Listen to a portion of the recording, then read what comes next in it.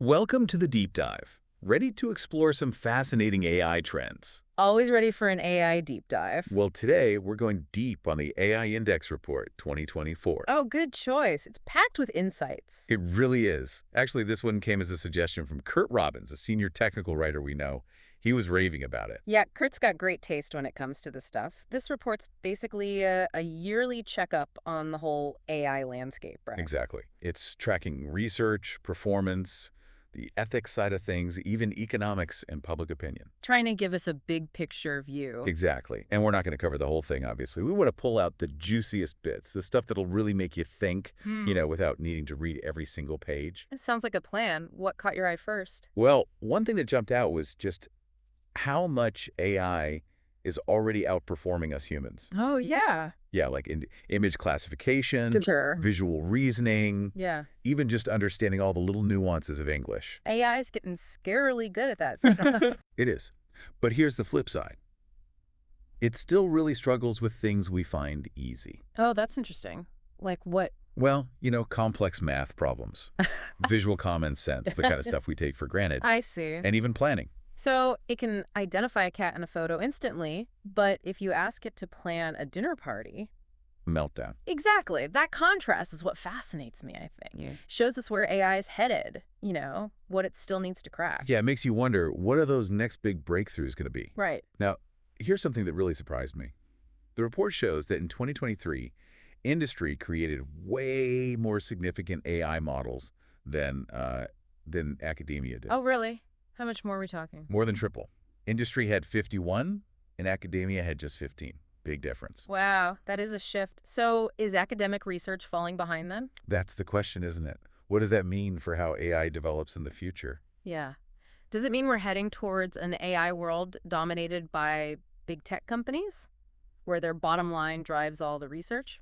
Exactly. That's a kind of scary thought, right? Definitely something to watch. Now, speaking of big tech, let's talk about the cost of training these models. Ooh. I mean, the numbers are insane. Yeah. GPT-4, for example, costs $78 million to train. 78 million. Just to train it. And then you've got Google's Gemini Ultra, which cost a mind-blowing $191 million. It's mind-boggling. Does that mean smaller players just can't compete anymore? I mean, who has that kind of cash lying around? Yeah, it's almost like a super exclusive club, isn't it? Right.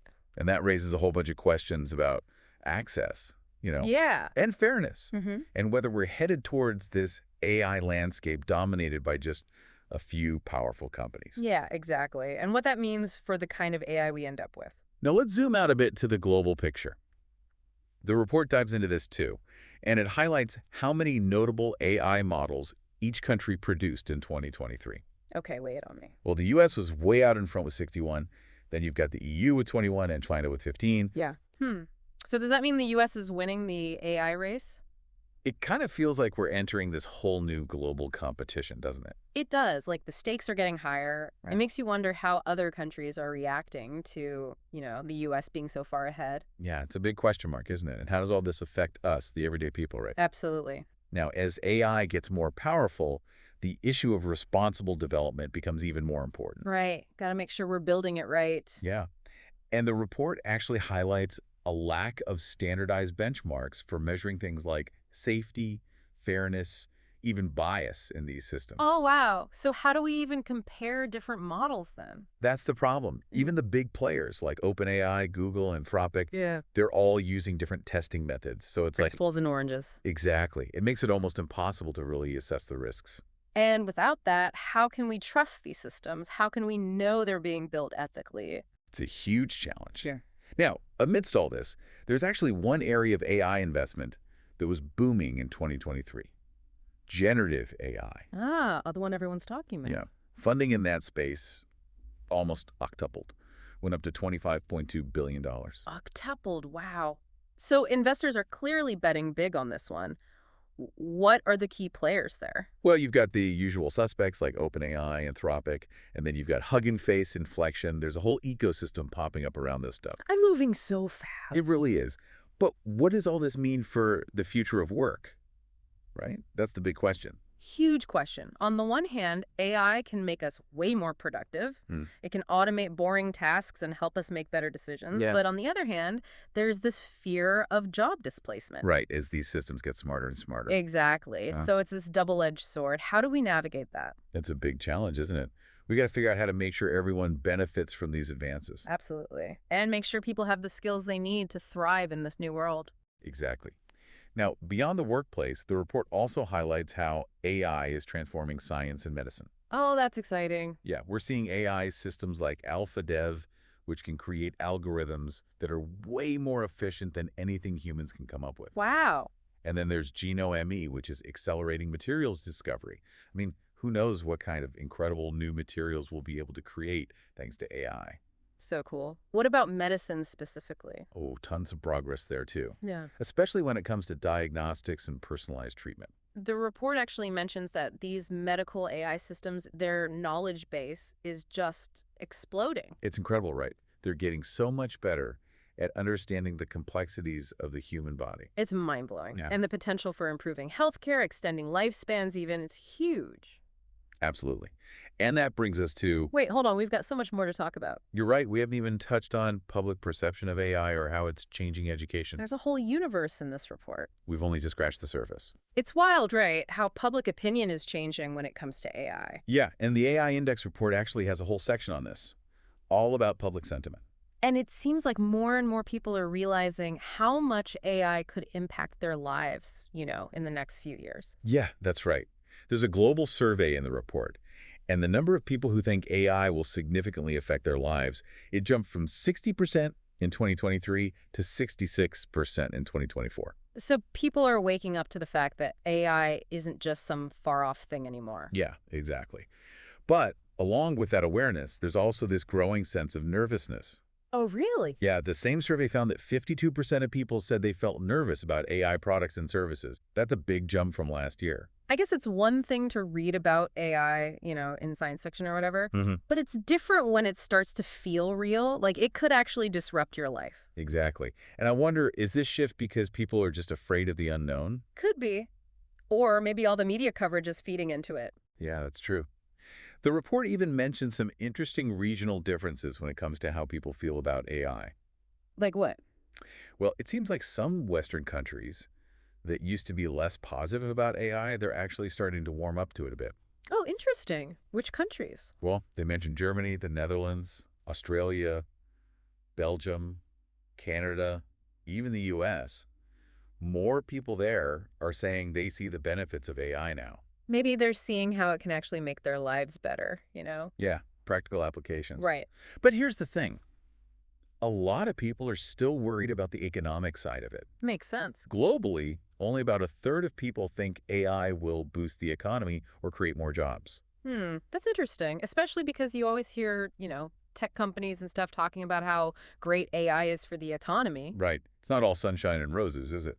Clearly not. It shows you've got to have these honest conversations about the potential downsides of AI. What about job losses, for example? Absolutely. And it's not just about the economy either. The report looks at how different groups of people view AI. And it turns out younger folks, like Gen Z, are a lot more optimistic about it, especially when it comes to things like entertainment, healthcare, even jobs. Compared to older generations. Yeah, like baby boomers. That makes sense. I mean, they've grown up with technology all around them. Right. So maybe AI just feels more natural to them, less scary, less disruptive. It's like they've already adapted to this constantly changing tech world. Exactly. Now, the report also found that people with, higher incomes and more education, they tend to be more optimistic about AI too. Interesting. I guess that raises the question of access, right? Making sure everyone has a fair chance to benefit from this stuff. Definitely. We need to make sure AI education and opportunities are available to everyone, no matter their background. Now, what about ChatGPT? I feel like we can't talk about AI without mentioning that. Oh, for sure.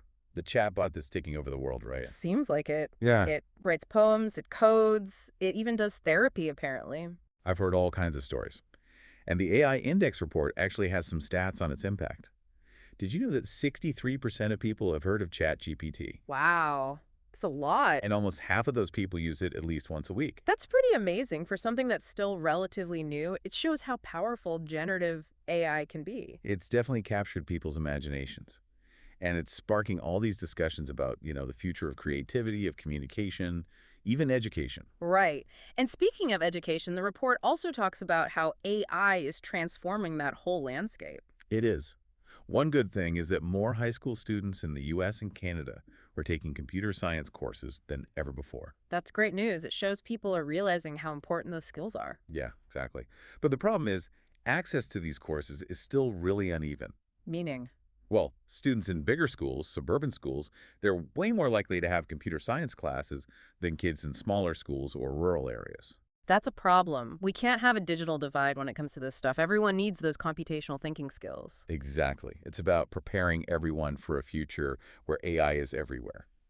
Couldn't agree more. It's about creating a level playing field. So, what about AI policy? I mean, as this technology gets more powerful, we need some rules of the road, right? Absolutely.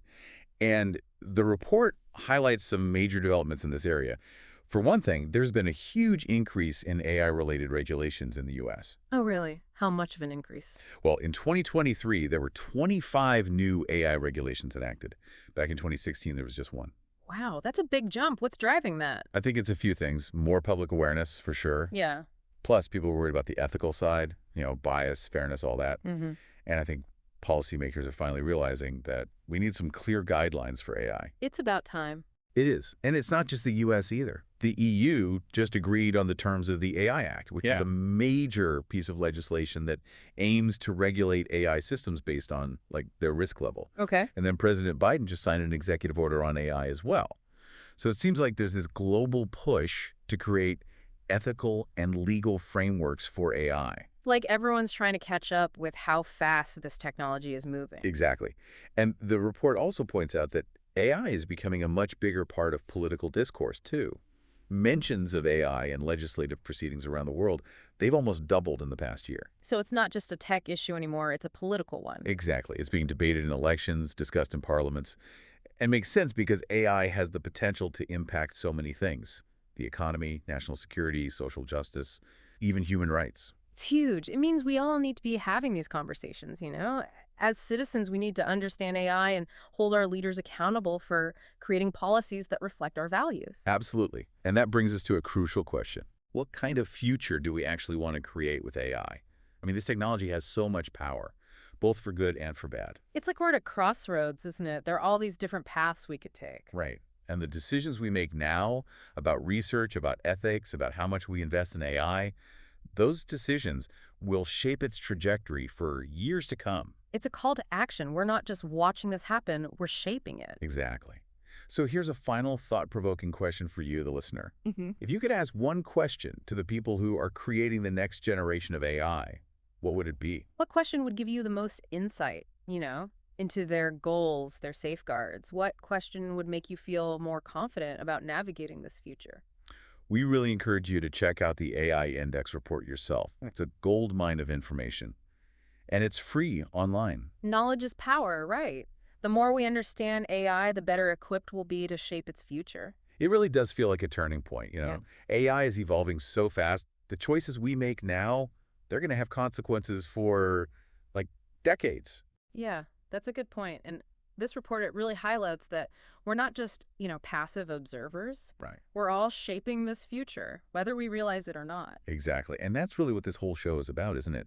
Trying to give people the knowledge they need to understand these complex topics. Yeah, to make informed decisions. Because AI, it's not going away. Definitely not. Yeah. And these reports can be pretty dense, to be honest. Mm-hmm. So we're trying to break it down, make it digestible. And hopefully make it a little bit fun too, right? Exactly. Spark that curiosity. Because the more we understand about AI, the better we can navigate all the potential and all the risks that come with it. Absolutely. It's a journey, this whole AI thing. Yeah. And we're all figuring it out as we go. That's a good way to put it. So as we wrap up our deep dive into the AI Index Report 2024, here's the good question. What kind of future do you want to see with AI? What would your ideal AI world look like? Yeah. We really encourage everyone listening to check out the full report for themselves. It's free online, tons of great info. Yeah, and dive into the areas that really spark your interest. Because knowledge is power, right? Especially when it comes to something as powerful as AI. The more we understand, the more we can shape its direction. Thanks for joining us on this deep dive. We'll see you next time.